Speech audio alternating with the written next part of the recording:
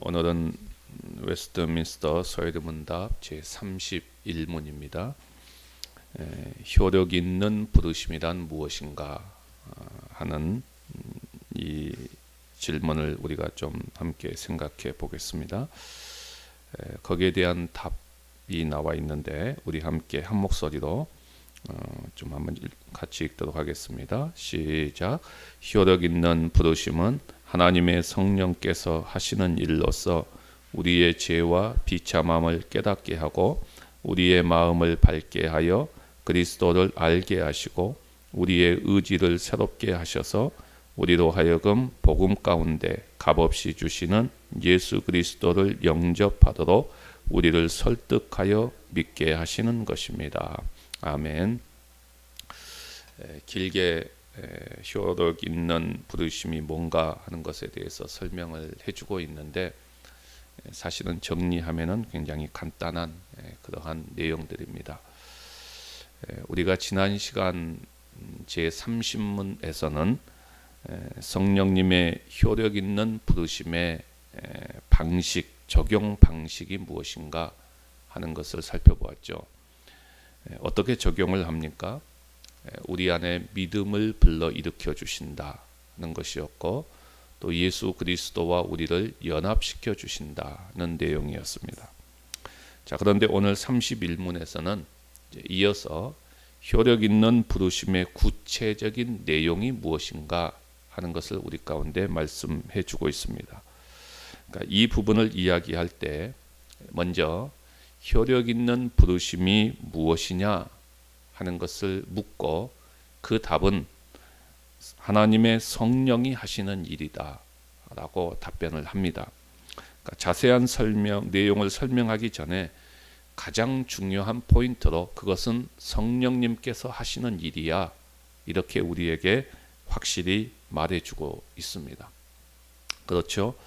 우리가 지금까지 살펴본 내용도 그렇고 또 지난 주일 설교 때도 아브라함의 믿음을 설명할 때도 그러했고 지금까지 신앙의 문제에 있어서 내가 한 게 과연 무엇이냐 하는 것이죠.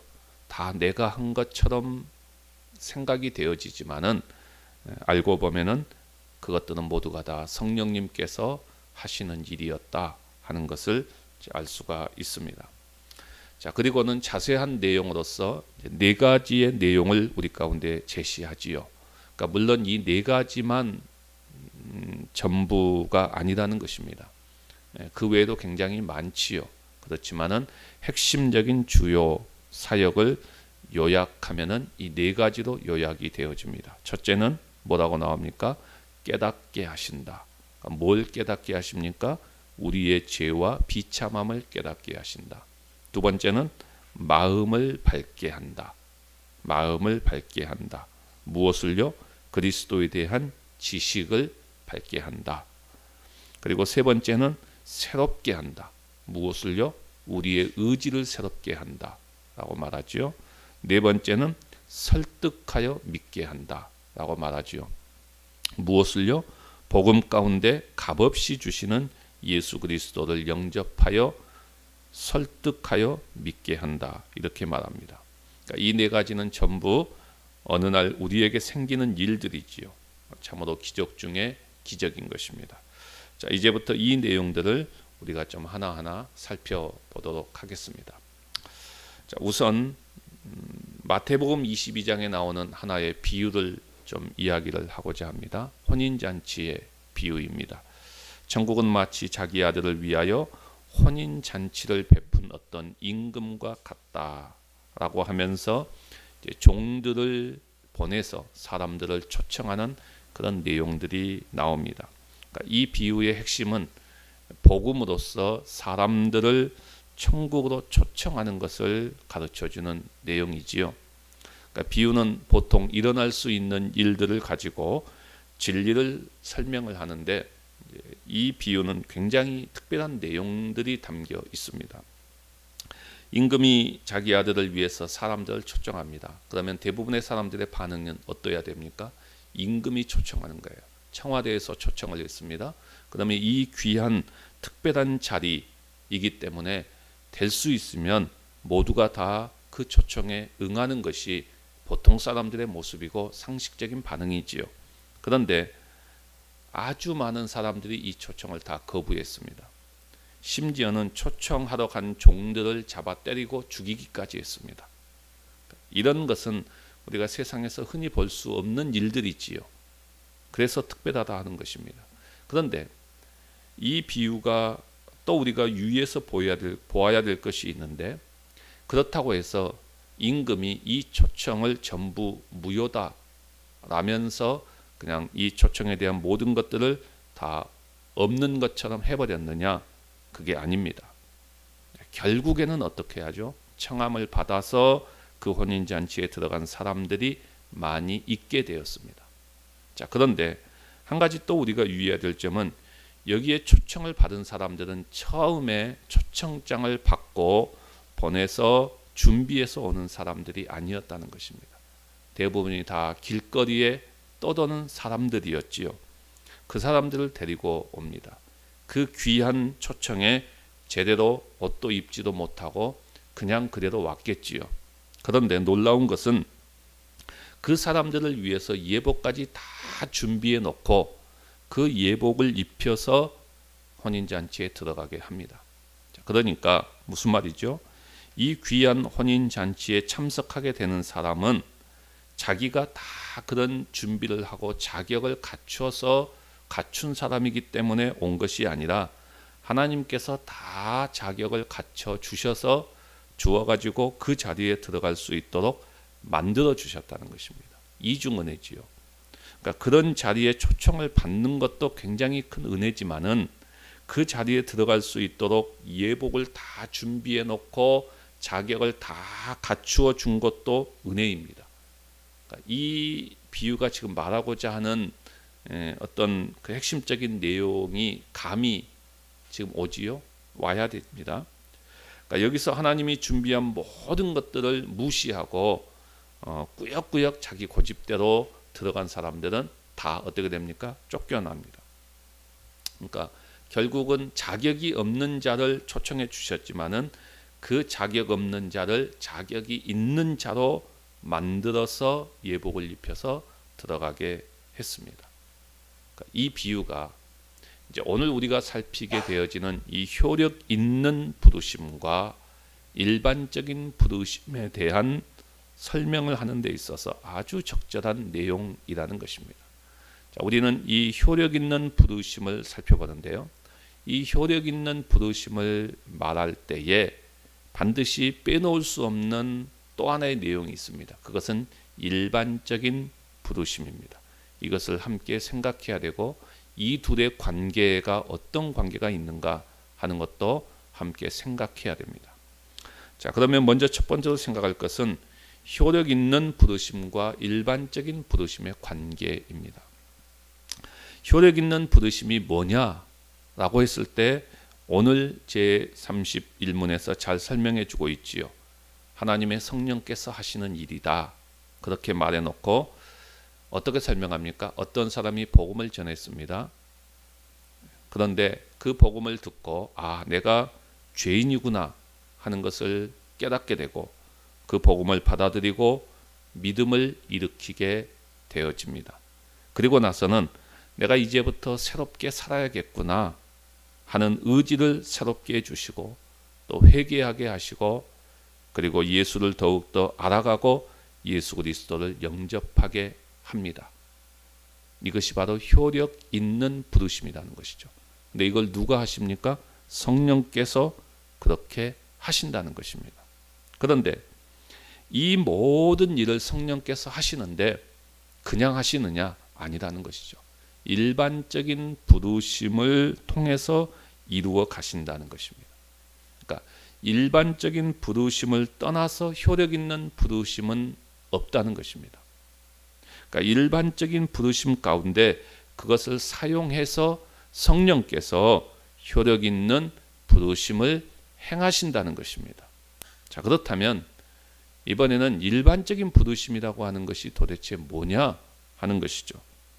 마가복음 16장 15절에서 16절을 보시면 또 이르시되 너희는 온 천하에 다니며 만민에게 복음을 전파하라. 믿고 세례를 받는 사람은 구원을 얻을 것이요 믿지 않는 사람은 정죄를 받으리라. 이것이 일반적인 부르심입니다. 그러니까 일반적인 부르심이라고 하는 것은 한마디로 말하면 복음을 전하는 것이죠. 복음을 전해서 많은 사람들을 초청하는 것이 일반적인 부르심입니다. 처음 비유에서 임금이 종들을 보내서 사람들을 다 초청하지요. 이게 일반적인 부르심이라는 것입니다. 그런데 사람들이 응하지 않고 거부합니다. 이게 일반적인 부르심의 또한 특징이지요. 그러니까 만민에게 복음을 전파라고 합니다. 복음을 전하는 전도를 통해서 모든 사람들을 부릅니다. 이게 일반적인 부르심이죠. 그러니까 이 일반적인 부르심 속에서 이제 하나님이 택한 자들을 성령께서 효력 있는 부르심으로 역사하고 일하신다는 거예요. 이게 이 둘의 관계라는 것입니다. 그래서 일반적인 부르심은 매우 중요하지요. 이것이 없이는 효력 있는 부르심은 생각할 수 없는 것입니다. 그러니까 효력 있는 부르심이 하나님의 은혜이지만 성령께서 알아서 혼자 다 하겠지, 이게 아니라는 것입니다. 성령께서 효력 있는 부르심을 할 때에 어떻게 합니까? 우리가 열심히 전도해야 된다는 것이죠. 우리가 수많은 사람들에게 복음을 전하고 전도할 때에 그것을 통해서 성령님께서는 효력 있는 부르심으로 일하신다는 것입니다. 그래서 우리 주님께서 우리에게 주신 마지막 명령이 바로 이 전도였고, 교회가 마지막까지 해야 될 사명이 바로 이 복음을 전하는 것이라는 것이죠. 이것을 통해서 성령님은 효력 있는 부르심을 이루어 가신다는 것입니다. 그런데 우리가 이 전도를 통해서 일반적인 부르심을 행할 때 사람들이 우리의 이 말을 듣고 우리가 전하는 복음을 듣고 우리의 초청에 응하면 얼마나 좋겠습니까? 임금이 종들을 보내서 초청장을 들고 정중하게 초청을 했지만은 다 거부했습니다. 이게 일반적인 부르심의 특징이지요. 그래서 길거리에 있는 사람들을 다 데리고 오지요. 일반적인 부르심이 사실은 굉장히 힘이 듭니다. 그리고 낙심이 될 때도 있고 절망을 느낄 때도 있습니다. 하지만 하나님은 고린도전서에서도 말씀하는 것처럼 이 미련한 전도의 방법은 어떻게 보면 굉장히 미련하지요. 하지만 이 미련한 전도의 방법을 통해서, 그러니까 일반적인 부르심을 통해서 구원하기를 원하신다라고 말씀하고 있습니다. 일반적인 부르심이 없는 효력 있는 부르심이 있을 수 없다는 것입니다. 그래서 우리에게 맡겨진 이 일반적인 부르심의 사명에 대해서 책임 있게 복음을 전하는 자들이 되어야 한다는 것이죠. 그러면 이 둘의 관계에서 한 가지 더 생각해 볼 것은, 일반적인 부르심이 반드시 효력 있는 부르심으로 연결되느냐? 그렇지 않다는 것입니다. 예를 들면 사도행전 7장에서 스데반 집사님이 설교를 합니다.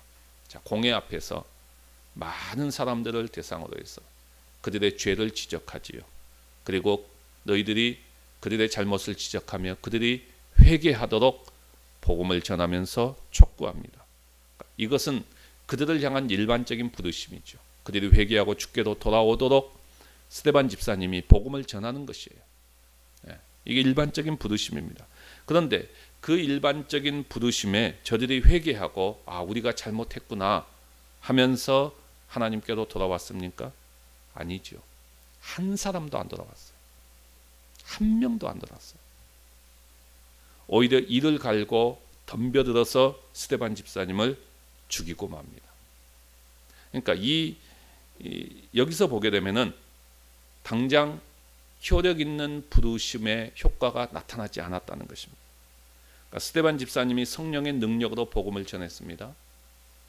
그런데 거기에 효력 있는 부르심이 나타나지 않았습니다. 그러니까 우리가 이것도 굉장히 주의해야 됩니다. 우리는 어떻게 생각하냐면은 우리가 막 성령이 충만하고 성령의 능력이 있고 막 그런 상황 속에서 복음을 전하면 당장 어떤 결과가 나타날 것이다 라고 생각합니다. 이건 굉장히 순진한 생각이에요. 그렇지 않아요. 그렇지 않는 경우가 훨씬 더 많습니다. 훨씬 더 많아요. 그러니까 효과라고 하는 말을 생각해 보시면 돼요. 여러분, 효과라고 하는 것은 지금 당장 나타날 수도 있어요. 그렇죠? 아니면 나중에 나타날 수 있어요. 나중에 나타날 수 있어요. 그게 효과예요. 효과. 효과라는 정의죠.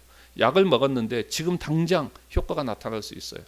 아니면 나중에 그것이 효과가 나타날 수가 있어요. 그게 효과라는 단어예요. 그러니까 스데반 집사님이 설교를 했을 때 그 당시에는 아무런 효과가 나타나지 않았습니다. 그렇다고 해서 스데반 집사님이 했던 그 설교를 들은 사람들 가운데 나중에 효과가 나타난 사람들도 있었을 것입니다. 분명히요. 그렇죠? 대표적인 사람 이야기하라고 그러면 누구를 이야기할 수 있어요? 바울이지요. 바울이 그 현장에 있었어요. 바울에게는 굉장히 충격이었어요. 그러나 그때 당시에는 효과가 안 나타났어요. 그러나 나중에 나타나지요. 네, 나중에. 그러므로 우리가 복음을 전할 때 언젠가는 내가 전한 이 복음이 효력이 나타날 것이다 라는 생각을 가지고 우리는 전해야 됩니다. 지금 당장 나타나지 않는다 할지라도 나중에는 반드시 나타날 것이다, 헛되지 않을 것이다 라는 그러한 자세를 가지고 우리가 신중하게 간절하게 전해야 한다는 것입니다. 이것이 효력 있는 부르심과 그리고 일반적인 부르심의 관계라는 것이죠. 효력 있는 부르심은 일반적인 부르심을 통해서 일어난다 하는 것입니다. 일반적인 부르심은 우리에게 맡겨준 사명이에요. 바로 복음을 전하는 것이에요. 우리가 복음을 끊임없이 전할 때에 성령께서는 그것을 통해서 하나님이 택한 자들을 효력 있는 부르심으로 부르신다는 것입니다. 이 관계를 우리가 분명히 아셔야 됩니다. 그러면 두 번째로 생각할 것은 이제 이 효력 있는 부르심의 내용이 무엇이냐 하는 것이죠. 성령께서 하나님의 택한 자들을 향해서 효력 있는 부르심을 일하시는데 그 내용이 뭐냐 하는 것이죠. 자, 오늘 소요리 문답에서는 네 가지를 이야기하지요. 자, 간략하게 정리를 하겠습니다. 첫째는 우리의 죄와 비참함을 깨닫게 하신다는 것입니다. 우리가 복음을 전할 때 사람들이 우리가 그걸 듣고 내가 죄인이구나. 내가 죄인으로서 얼마나 비참한 상태에 처하게 되었구나 하는 것들을 성령께서 깨닫도록 해준다는 것입니다. 그러니까 내가 스스로 깨닫는 것이 아니라 성령께서 그것을 깨닫도록 해준다는 것입니다. 그러니까 성령께서 깨닫도록 해주지 않으면 우리는 죽었다 깨어나도 깨닫지 못한다는 이야기입니다. 왜 그럴까요? 우리의 상태인데도, 나의 상태인데도 왜 내가 깨닫지 못할까요? 성령께서 효력 있게 불러주시지 않으면 우리는 자기 상태조차도 깨닫지 못하는 존재들이기 때문입니다. 사람이라고 하는 것은 우리가 가만히 보세요. 다른 사람들은 다 알고 있는데 본인만 몰라요. 그렇죠? 본인의 상태를 깨닫는 사람들이 별로 없어요. 다른 사람들은 다 안다니까요. 근데 본인은 정작 몰라요. 이게 사람의 존재라는 것입니다. 그러니까 성령께서 우리에게 깨닫도록 해 주어야만이 우리는 깨닫게 되어지는 것이지, 성령께서 깨닫도록 해주지 못하면 우리는 깨닫지 못한다는 것입니다. 수많은 세상의 사람들이 바로 이런 상태에 처해져 있다는 것이죠. 얼마나 비참한지 잘 모르면서 살아가고 있다는 것입니다. 사실 우리도 전에는 그랬어요. 하지만 성령께서 우리에게 효력 있게 부르심을 불러주셨기 때문에 우리는 내가 얼마나 비참한 상태에 있었구나 하는 것들을 깨닫게 되어지는 것이죠. 두 번째는 그리스도에 대한 지식으로 우리의 마음을 밝게 한다는 것입니다. 자, 죄의 비참함을 깨닫게 하시고 깜짝 놀란 자들에게 이제는 어떻게 합니까? 예수 그리스도에 대한 지식으로 우리의 마음을 조명해 주십니다. 성령께서 가르쳐 주신다는 것입니다.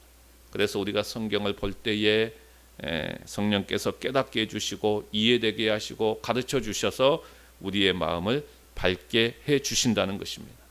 내가 이 죄의 비참함에서 구원을 받게 해주시는 분이 바로 예수 그리스도이시구나 하는 것을 알게 되고, 그분이 나를 위해서 피를 흘려 주셨구나 하는 사실도 알게 되고, 그러면서 점점 예수 그리스도가 어떤 분이신가 하는 것을 알게 되어져 가고, 또 그런 마음도 주시고 그런 소원도 주시고, 또 이런 과정을 거쳐서 결국은 예수 그리스도를 닮아 가려는 마음을 심어 주십니다. 이 모든 것들을 다 성령님께서 그렇게 하십니다. 그래서 예수 그리스도에 대한 지식을 내가 알아감을 통해서 내 마음을 밝게 해주십니다. 소망을 갖게 해주신다는 거예요. 그 비참한 상태에 내가 있었지만은 나는 예수 그리스도가 소망이구나. 예수 그리스도가 이 모든 상황 속에서 나를 구원해 주시고 건져 주시구나. 그래서 내 마음을 밝게 만들어 준다는 것입니다. 이게 성령님께서 하시는 일입니다. 그리고 세 번째는 이제 우리의 의지를 새롭게 해주신다는 것입니다. 우리의 의지를 새롭게 해주신다는 것입니다. 그러니까 성령께서 깨닫게 해주시고 이 모든 것들을 다 가르쳐 주셨어요. 그러면 의지만큼은 내 것이 아니냐 이렇게 생각할지 모르겠습니다만은 아니에요. 그 의지조차도 성령께서 새롭게 해주십니다. 이제 내가 새롭게 살아야 되겠다 하는 그 의지, 그것조차도 정말 성령님께서 우리 가운데 해주신다는 것입니다. 이제부터 내가 죄에서 벗어나야 되겠다. 내가 말씀대로 살아야 되겠다. 내가 파이팅 해야 되겠다. 아무리 외쳐도 성령님께서 도와주시지 않으면, 효력 있는 부르심으로 함께 하시지 않으면 다 의미 없어요. 아무리 생각하고 아무리 결단한다고 해서 되는 게 아니에요. 이것은 오직 성령님께서 효과적인 부르심을 통해서 내 의지가 살아나도록 해주신다는 것입니다. 그리고 그 의지가 불태워지도록 하시는 것도 성령님께서 하시는 효력 있는 부르심입니다. 그렇게 함을 통해서 내가 새롭게 살아야 되겠다 하는 의지를 갖도록 하는 것도 성령님이시라는 것이죠. 그 다음에 네 번째는 예수 그리스도를 영접하도록 설득하여 믿게 하신다는 것입니다. 이것은 결국 그리스도를 받아들이게 하는 주체가 누구냐 하는 것이죠. 바로 성령님께서 하신다는 것입니다. 내 힘과 내 의지로 내가 주체가 되어서 받아들이는 것이 아니라 성령께서 받아들이도록 하신다는 것입니다. 어떻게 해서요? 성령님이 우리를 설득하셔서요. 설득하신다는 것입니다. 마음을 설득하시고 마음을 바꾸게 하시고 그리스도를 받아들이도록 하는 상태로 만들어 주시고 우리가 기꺼이 그렇게 하도록 일하신다는 것입니다. 그래서 이 모든 과정을 설득이라고 하는 표현을 사용했습니다. 하나님께서 강제로 하시는 것이 아니라는 거예요. 로봇처럼 그렇게 대하듯이 하는 것이 아니라 차근차근 설득하신다는 것입니다. 스스로 하고 싶게 만들고 또 실제로 할 수 있도록 능력도 주신다는 것입니다. 여기서 설득이라고 하는 이 단어를 사용했다는 것을 여러분들이 잘 이해하셔야 됩니다. 보통 우리가 설득이라고 하는 이 용어를 이해할 때에 하도 설득하니까 내 마음에는 없지만 그냥 너무 하도 설득하니까 그래 그렇게 하자 이런 식의 사람들이 많이 생각을 합니다. 그러니까 이런 경우죠. 사랑은 하지 않지만 하도 결혼해야 된다고 설득하니까 그래 그냥 하자. 그렇지만 사랑은 없다. 뭐 이런 경우 얼마든지 있을 수 있지요. 뭐 드라마에서 나오는 단골 주제잖아요. 결혼과 관련해서 그런 부분들이 굉장히 많잖아요. 자칫 잘못하면 이 하나님이 우리를 설득하는 것도 그렇게 오해할 수 있어요. 그러나 하나님의 설득은 그게 아니라는 것입니다. 만약에 이런 식으로 설득에 대한 설명을 한다면 사람들은 나중에 분명히 하나님 앞에 이런 식으로 항의합니다. 제가 언제 믿겠다고 했나요? 제가 언제 믿겠다고 했습니까? 하나님이 하셨으니까 하나님이 다 책임지세요. 이런 식으로 나옵니다. 하나님이 다 하신다고 하셨으니까 그럼 뭐 저는 가만히 있어도 되겠네요. 저는 물건이겠네요. 이런 식으로 나옵니다. 그러니까 이런 식의 변명이 나올 수 있기 때문에 하나님의 설득은 그런 설득이 아닙니다. 인격적인 설득입니다. 간절히 설득합니다. 그래서 우리 스스로 움직이도록 하십니다. 물론 하나님은 강제로 얼마든지 하실 수 있어요. 그러나 하나님은 절대로 그렇게 하지 않습니다. 기다려 주시죠. 오래 참으시지요. 그래서 이제 죽을 때쯤 되니까 정신 차리는 거예요. 하나님이 강제로 한다고 한다면 왜 그때까지 기다리겠어요? 예? 오히려 그냥 젊을 때 확 해가지고 평생을 하나님 앞에 헌신하도록 하지. 왜 하나님은 그렇게 하지 않고 끝까지 참으시고 이제 죽을 때쯤 되니까 이제 어느 정도 정신 차려. 내가 좀 그때는 그렇게 좀 할까, 하나님 앞에 이렇게 헌신하게 할까, 이런 생각을 갖도록 왜 할까요?